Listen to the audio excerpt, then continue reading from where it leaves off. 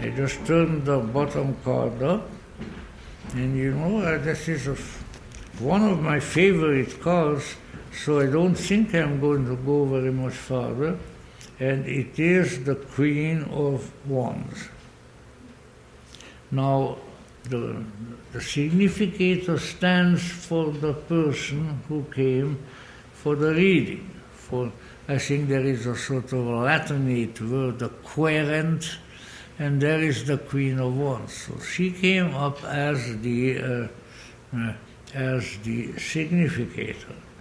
Now, for a variety of circumstances which would be too numerous to mention, the suit of wands, which has king, queen, knight, and other cards in it, the suit of wands is connected with the subtler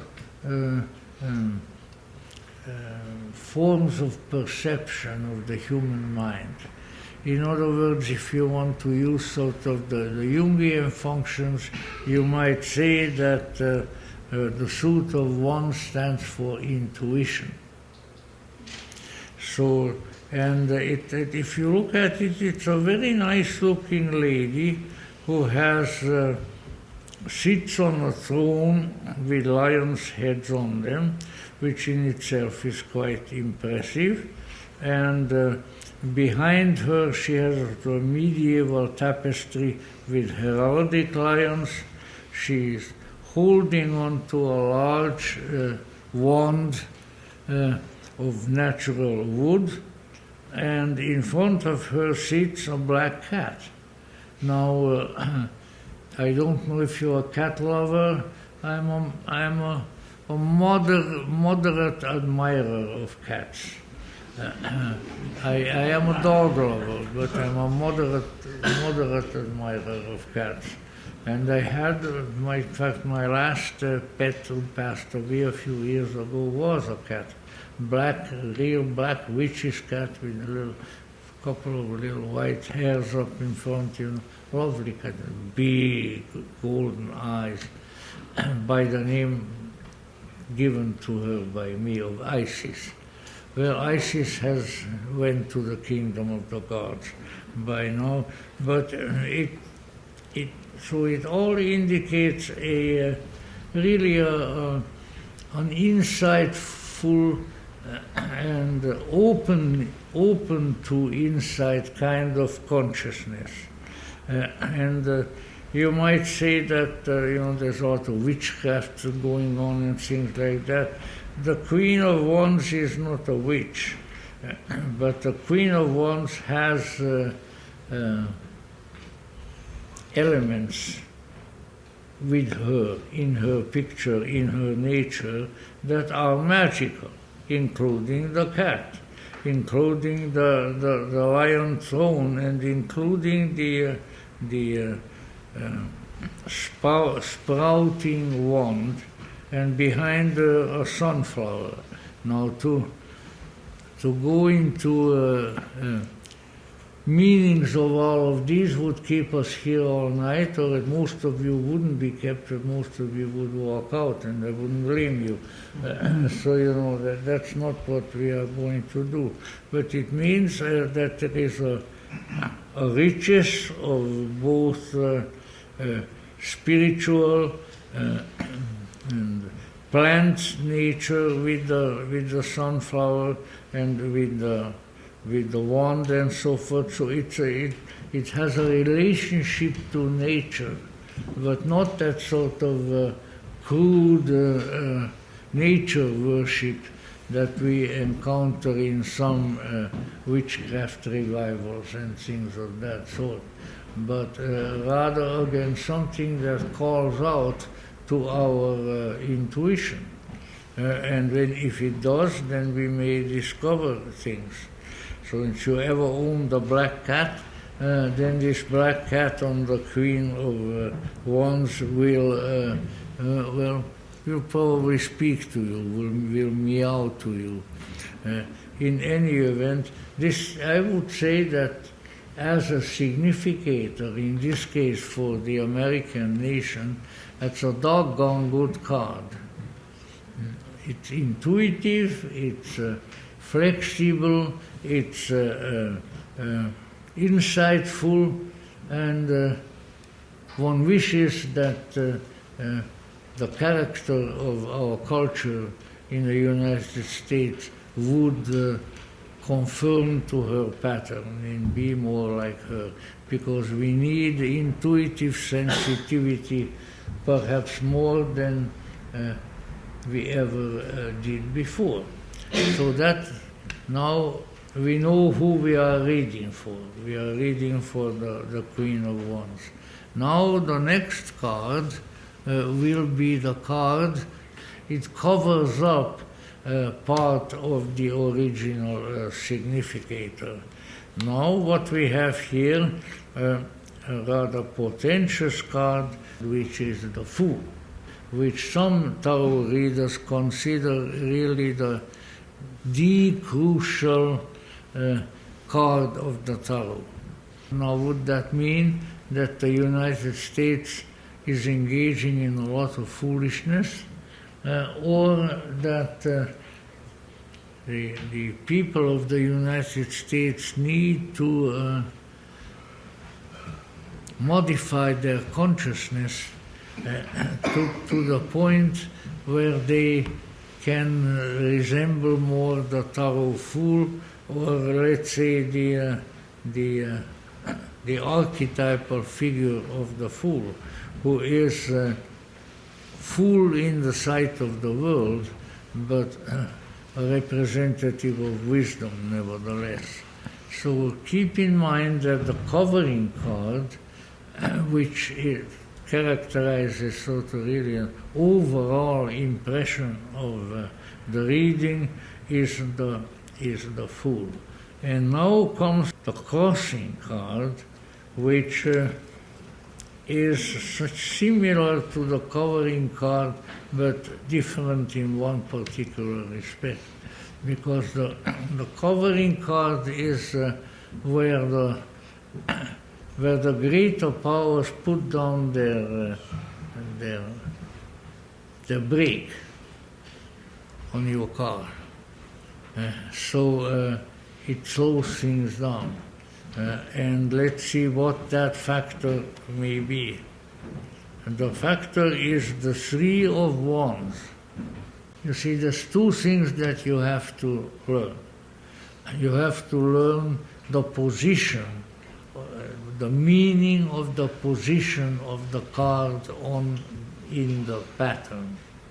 What does this pattern indicate? Well, the meaning of the position of the card is, with the Three of Wands, is the also it could be interpreted as always in several ways, but I would say it's a somewhat self-sufficient and somewhat bored attitude toward life. So if you think that our nation and our people are at some level, you see, this can happen at a more unconscious level too, influenced by such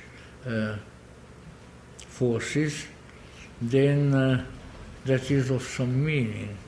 So the idea is, the picture is that of a man looking out over the ocean, and he has three flowering wands, somewhat similar to the one that the Queen had, with him, and he has his back towards us, and he's looking out over the ocean. The common description often is that he's looking for his ship to come in. Well, I would say that is not a bad idea describing the American people. The American people, I lived among them now for many decades, the American people are people of expectation. Whatever they do, they go to school, they go to a new company for work, they go into the armed forces, they, heaven forbid, they become members of Congress, but the expectation is always there that they are going to find something new. And as we all know from our own lives, that is often a vain expectation. And sometimes what looks to us like it's going to be really a new, enlivening, fresh, wonderful experience turns out to be the very opposite of the same. So what it means is we're really looking for something to come in on the ocean of life. But let us be cautious and discriminating and intuitive while making that on a conversation.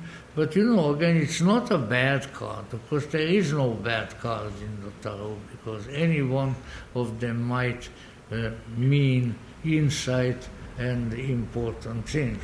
But that is the Three of Wands, and also it is of the same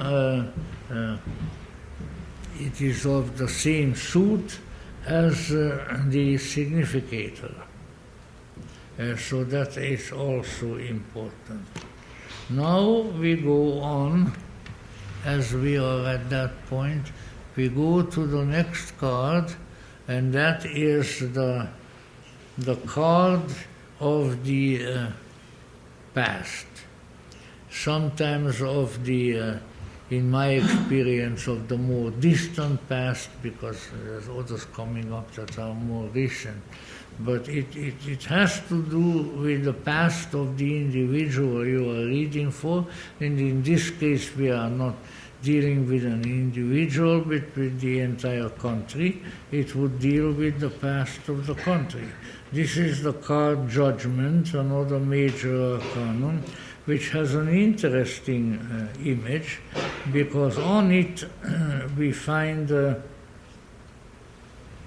unable, presumably the angel Gabriel, the messenger, blowing a horn in the sky, and out of receptacles, which probably are coffins, all over the place, we feel people rising. So it's like the dead are called to life by the angel. Now, this is, and it's also a major arcanum, so it carries a certain weight. Now, once again, two things we have to consider. The place that is occupied in the Celtic spread by this card, and then the meaning of the card itself. That's what it. So the place occupied is what? It is the past. When related to some other cards, it often appears as the more distant past. So let us say, not the last 25 years or something like that, but, I don't know, go back, Civil War, go back to the American Revolution, go back to the Founding Fathers, things of that sort. So we are motivated and drawn forward by something that might be pictured by the Tarot Judgment. So what could that mean? In my humble interpretation, that would mean that once the United States of America was looked upon itself, the people in it looked upon themselves as a new beginning, a resurrection, a coming forth from relative death. Now you can interpret that historically any way you wish, but let's say I remember when America was considered in Europe, like in my country, the land of possibilities, the land of new things, a really exciting place. Well, when I came here, I can't claim that I have not been excited, but was it always a good excitement? I'm not going to confess that to you. But let's say anyway, it was so. The United States was the land of expectations, where the old could be revived, the old could rise from the tomb at the call of the angel. Now, the individual application of that is up to you. I would have my historical interpretation, whereby the expectations connected with the founding of the American Republic and so forth, and which continued for quite a while, had been in the nature of resurrecting good things. That's why the founding fathers were all such historians, poets, literary people, because they wanted to resurrect on American soil, in this new world, certain qualities which they felt were very important. Now, whether this aspiration has continued for very long, that's for each one of us in our historical judgment to determine. But it's a very good card, and I would say if this were a personal reading for me, I would be pretty happy to have it at that point. Okay. And what we have there is the Five of Wands. Again a wand, and I could ascribe to that the largely intuitive psyche of the American people, because whatever the faults of the American people can be delineated, among their virtues is definitely an intuitive factor. So now, what does that mean? I think it would mean that this is an existential condition within which we find ourselves at the present time. Look what happened, for instance, with this last election and some of the local elections before that.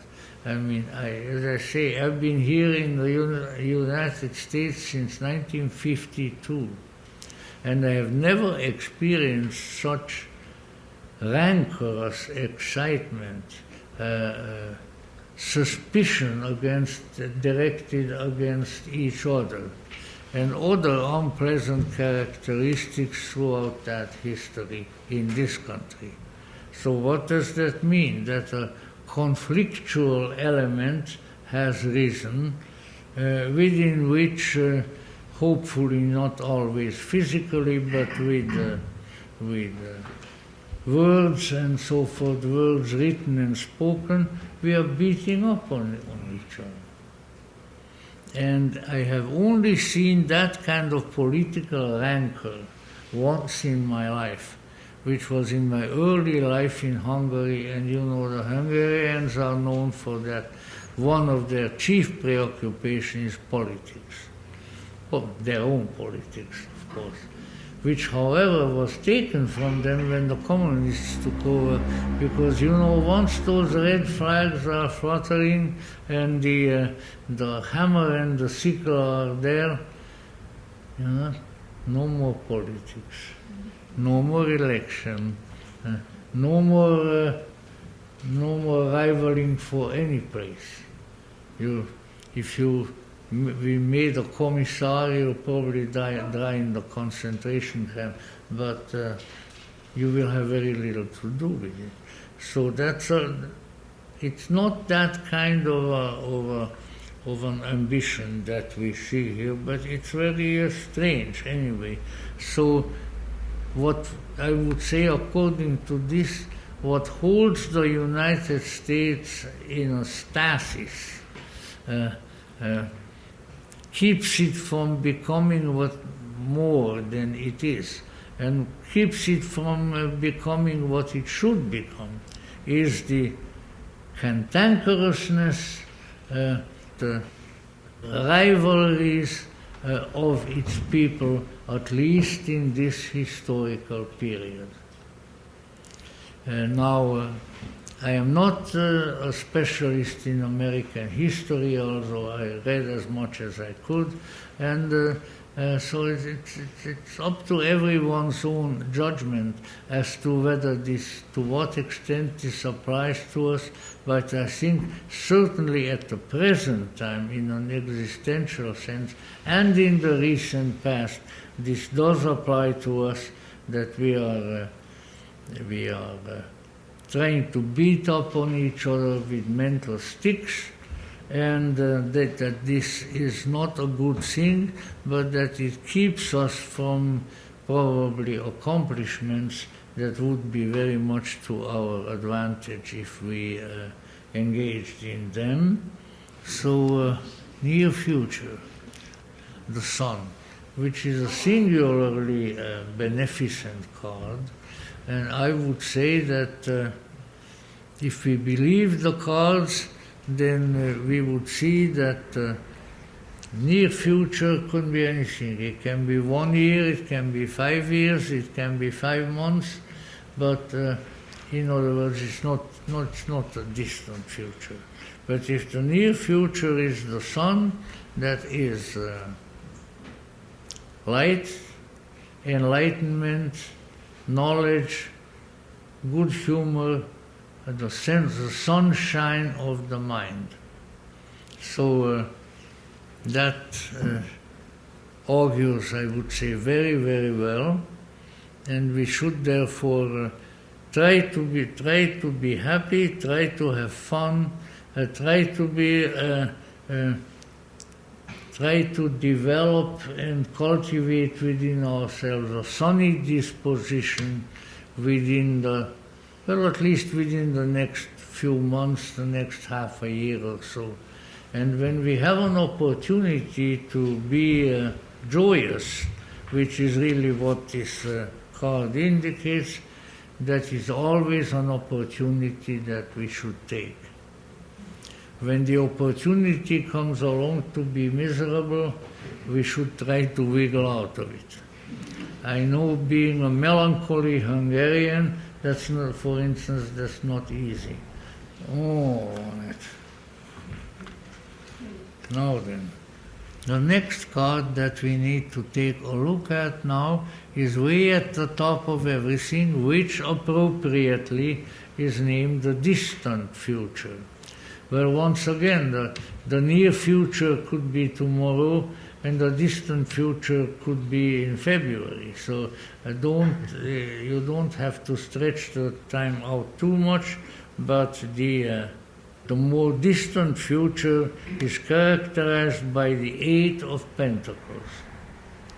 Now, Pentacles is usually associated with the element of earth, and thereby also with the working on concrete things. So here is a workman with a workman's apron sitting at his workbench and preparing, probably for sale, another one of the coins with a pentacle on them.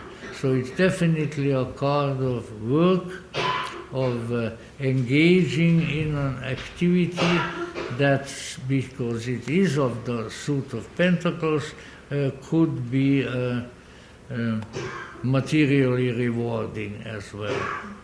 And I found one of the, and I don't think I've even ever proven wrong in it, I have found that the strongest motivation of the populace in general, of the American people, is what? To make money. And I am not saying that in a derogatory way, because if I hadn't made a little money here and there, never lasting very long and so forth, but I wouldn't have gotten even as far as I've gotten, and it's not very far. So it's in order to function in this world, especially in our historical era, it wouldn't have been that way in the Middle Ages or the time of the Pilgrims or so, is money. In other historical era, it might have been land. It might have been treasure, it might, and so forth. But at the present time, it is money. And so when we see that there in the more distant future, so it would mean that first with the past and the near future are very, very nice, and then it comes to the point that we have to pay for having a good time. Joe the bartender is not going to give us any more drinks unless we pay him, and so here he is, this individual. Who is thus oriented because he likes making money, working so that he will have the money with the Eight of Pentacles. I think a useful and potentially a remunerative work is a useful thing. And I think it should be kept in mind. I've tried both, believe me. I was born into a landowning family in a virtually feudal economy, and we owned a great deal of land, and then came the Russians and was all taken away. So let's say I know plenty, and I know poverty. And as the saying attributed to the famous actress would put it, I like plenty better. Without a doubt. So let's say a more, maybe we will go back to or forward to a condition again that very much prevailed in the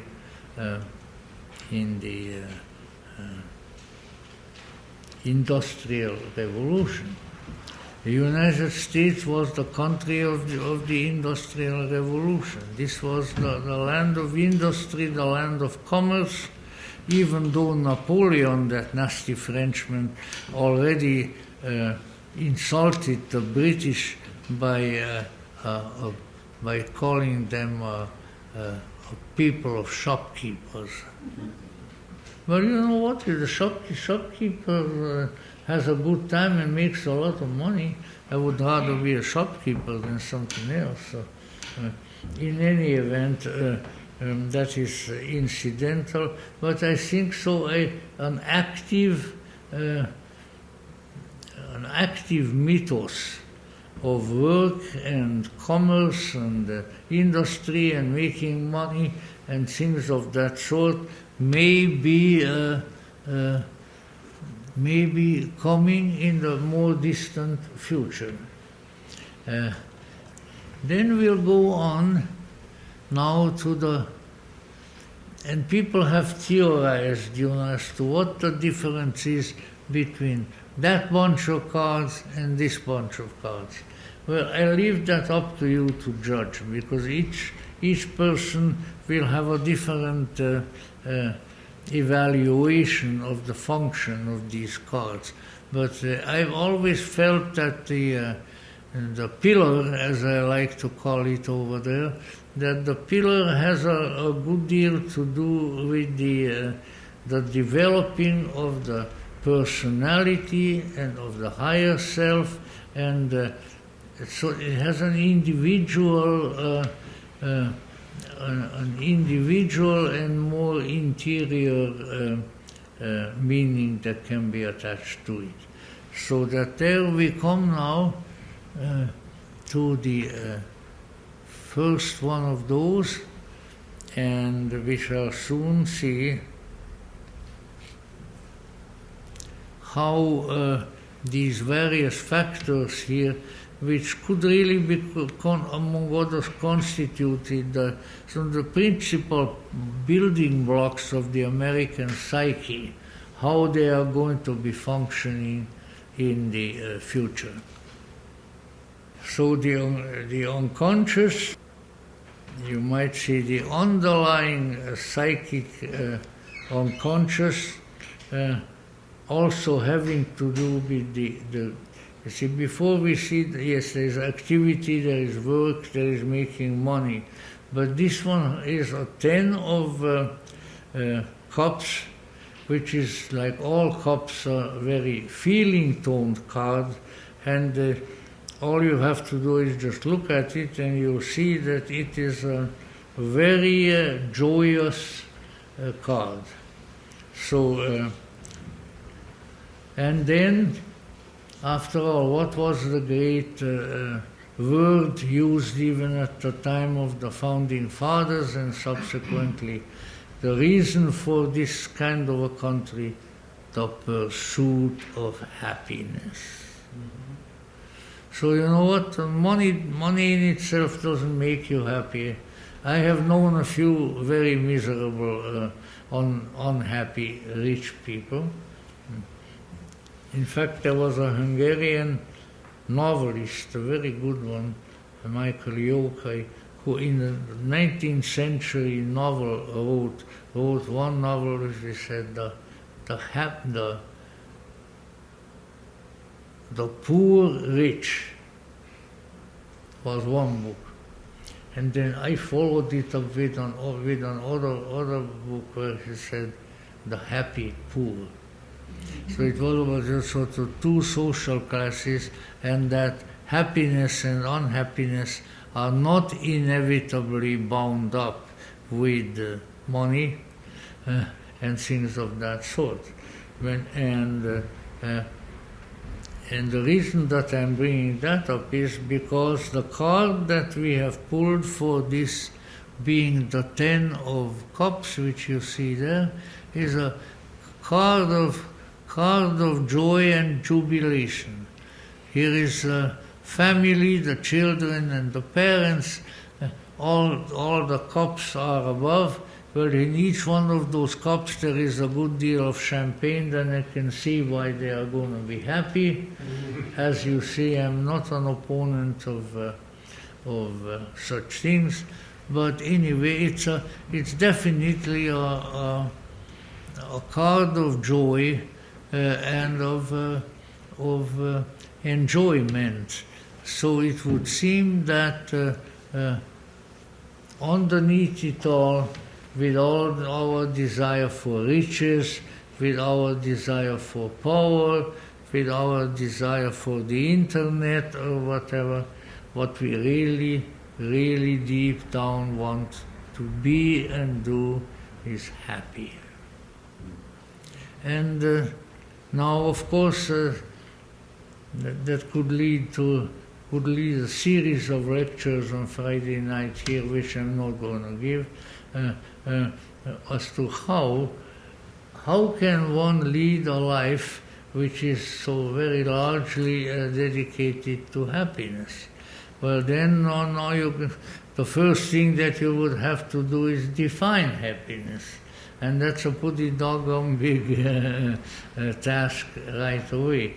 But no doubt this might indicate to us that we and our people should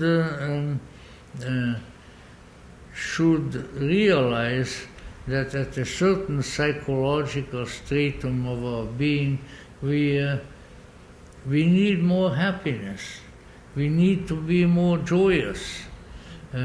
And I can see no greater enemy of that joyous condition than political arguments. So take that to Washington. They'll send you back with it. But in any event, so the desire for happiness and the trying to lead our lives in a happy fashion is definitely there, and it's what we need to remember, if we wish, that this column of this being the foundation and the lowest rung, this column, in my experience, maybe others have another one. In my experience, this column is the column of the individual. Some of the others that we looked at can be more easily interpreted in a collective way, but this is an individual one. So as individuals, we have to keep in mind that along with a lot of other things perhaps, but we do want to be happy. And that it's legitimate to pursue that. You know, we have to remember that among various other forms of ancestry in this country, we also have a substrate, very early substratum of the dear old Puritans, who were the biggest bunch of historical sourpusses in God's creation, you know. So maybe we got to get really away from that Puritan background, wherein I think Alan Watts got this definition from somewhere that to the Puritan, let's see how did he do it, to the Puritan, all ice cream was invented by the devil because it tastes so good. Not a bad little simile. It's a primitive psychological notion, but it exists. It existed for a long time, and in many ways it is still with us. It disguises itself in various ways, but it's still there.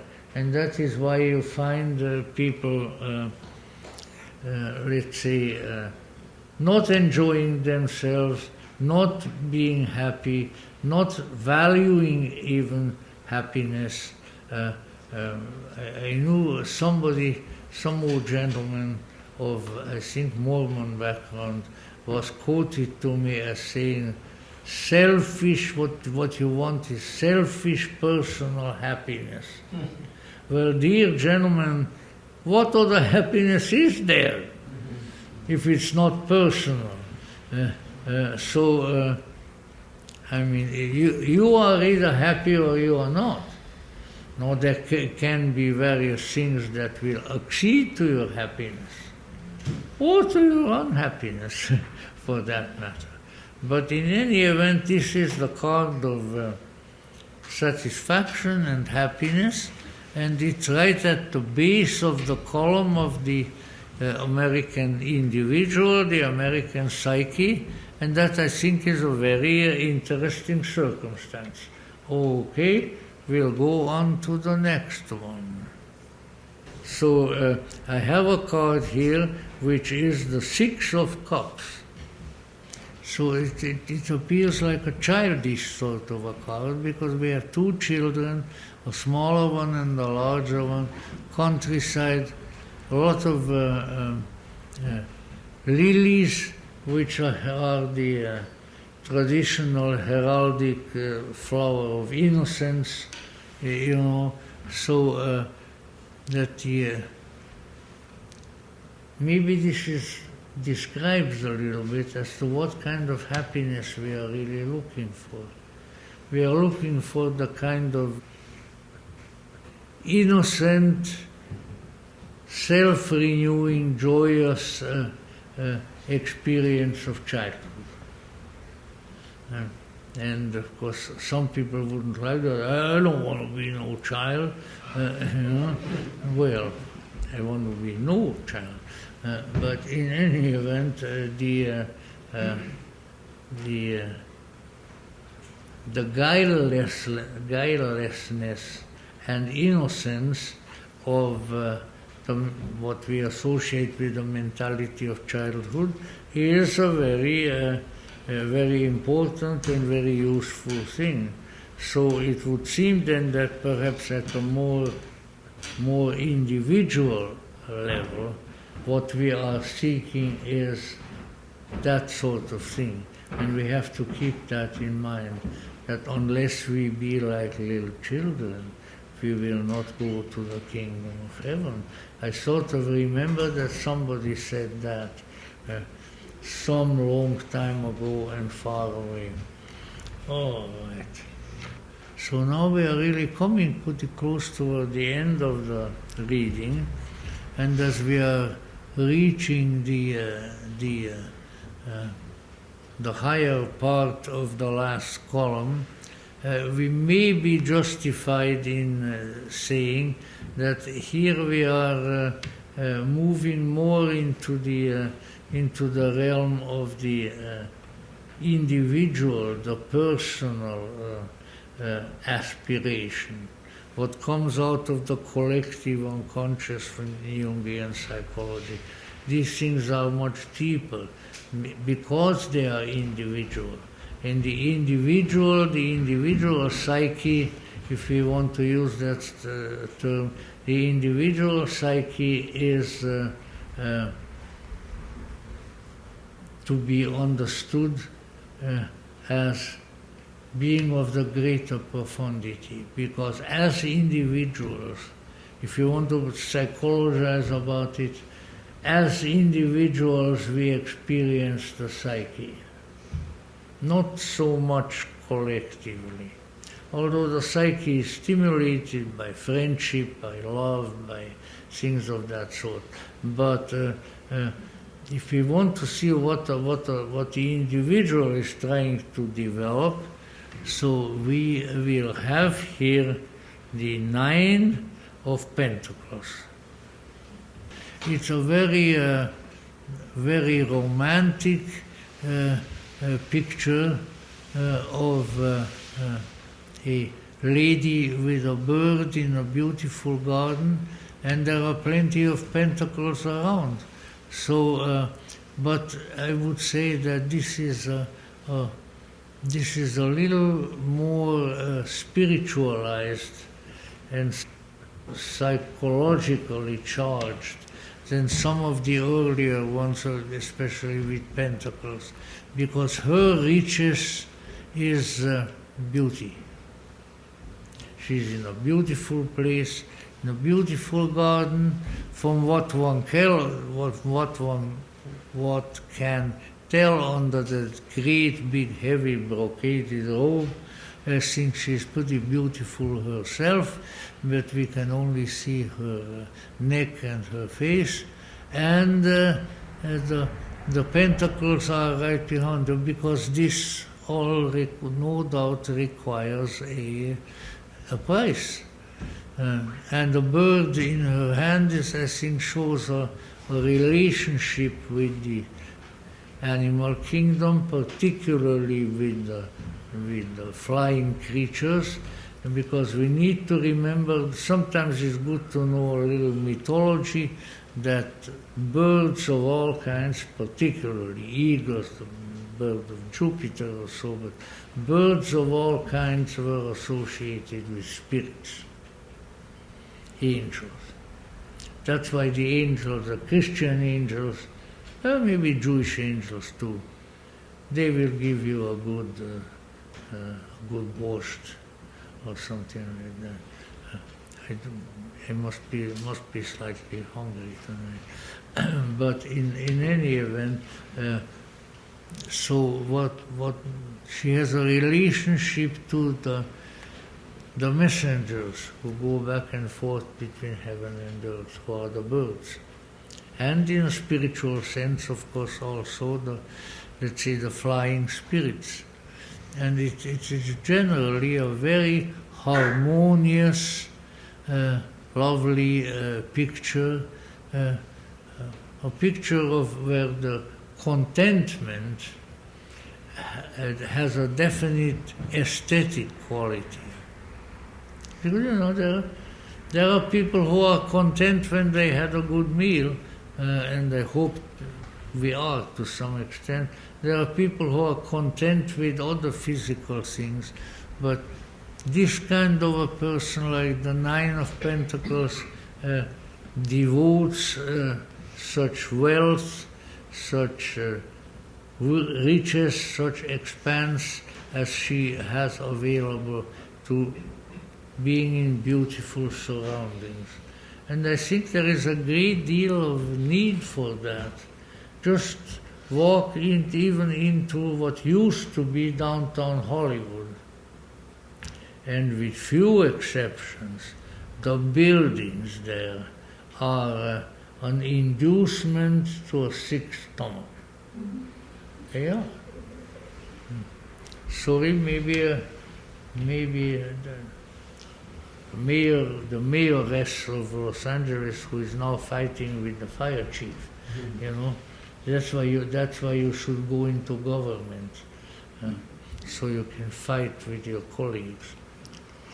What a life, what a life. Excuse me. In any event, I think the aestheticization of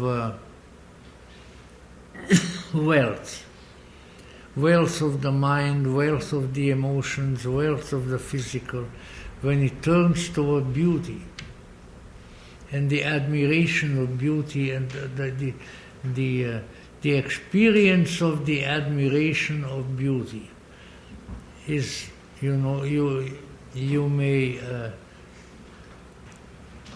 find yourself looking at an art book with the kind of art in it that you like, or various other objects, and your excitement of beauty, your appreciation of beauty, your cultivation of beauty that now occurs within yourself is thereby stimulated. And this, I think, is an indication of the need and possibly the likelihood of our people to develop a greater and more active aesthetic sense. Now, United States has produced a lot of beauty. I will never forget the historical moment that others have experienced when in the December fog of the ocean, New York Bay, we moved into New York Bay, and there reaching out of the fog, Lady Liberty. That was one of the most beautiful things I think that I have ever seen. Of course, because of the ideas, the aspirations, and the appreciations that it invokes. So these are important issues. So I think what we have here is the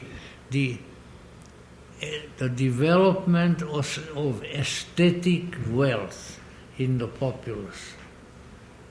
Not just a faster car, but how about a more beautiful car? There are some, and various others. So the kind of growth and excitement and expansion that the psyche experiences as the result of its exposure to beauty extremely important, extremely wonderful, and I think more often neglected than not. But still, look at the United States. Who has the Metropolitan Museum? Timbuktu?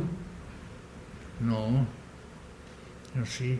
In other words, we have accumulated and cultivated and enshrined a great deal of beauty, which country has all the wonderful symphonic music, which of course when we cut down on it, we cut down on the beauty of the representative arts, we start an art that consists of the depiction of old soup cans and things of that sort. So there's a pro and con, but this is an element, therefore, in the expansion of the consciousness of the American people and of our culture that is coming and that will be very, very useful. So may it indeed come soon. And now the last card is strange and contradicts a lot of the other cards that we have had there. So if you want to go home chasing the bluebird of happiness, this card is not going to do it for you. And which is sort of the culmination, but once again there are various ways of doing these things. The card which is the last card for us is the Three of Hearts. Now many of you know about these things already. The Three of Hearts is what it tries to depict, heartbreak. It's a heart that is pierced by three swords. I would say that's enough to give you a real bad ache in your chest. But let us say, how to interpret that in this kind of a context where we are dealing with a collective entity for this year is difficult.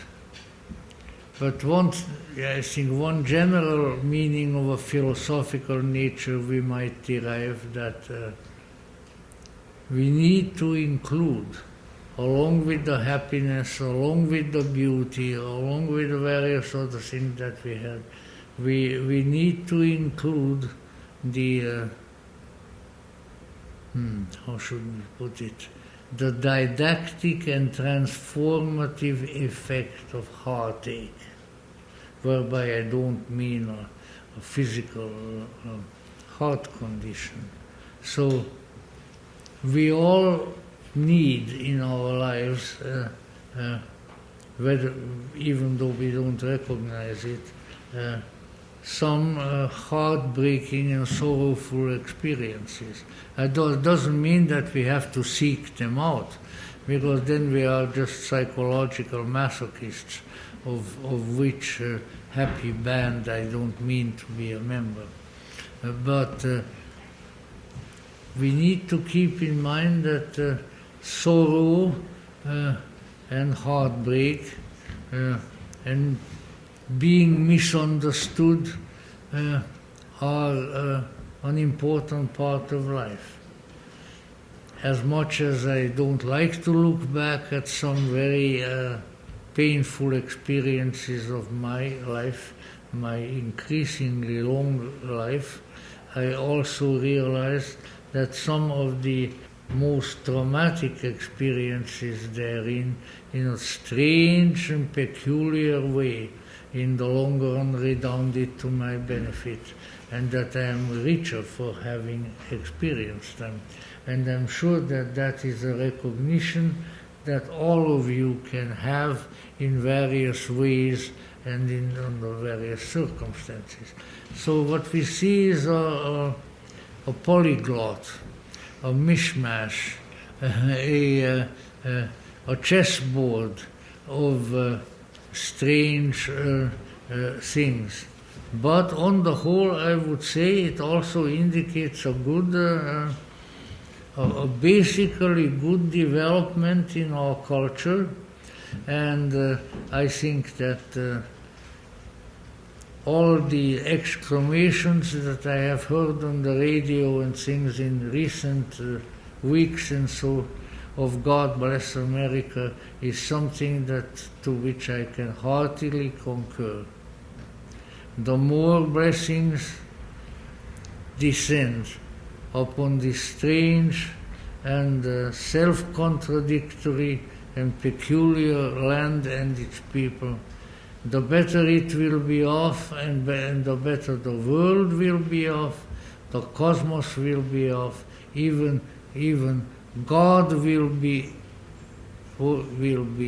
increased and made more powerful and more beneficent because of what the Americans can do, have already done, and with God's help they will do. Thank you very much.